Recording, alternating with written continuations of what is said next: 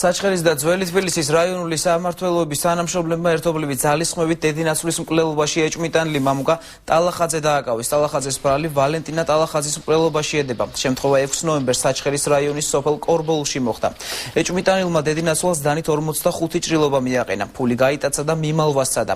მომხდართან დაკავშირებით საქმე სისხლის სამართლის კოდექსის 108 მუხლით არის აღძრული. გამოვედი აქედან მოვედი, აი ის გადმოვიღე დავლია არახი. გამოვედი დავლია არახი.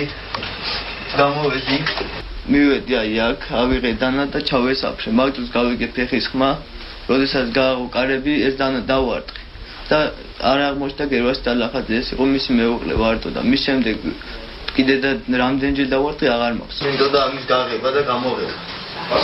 მე მაგ დროს გავიგე გერვასის ხმაური, როდესაც უზაფხოდა ვალენტის და გავაკე ის პანჯარა და გადავხდი იქინა.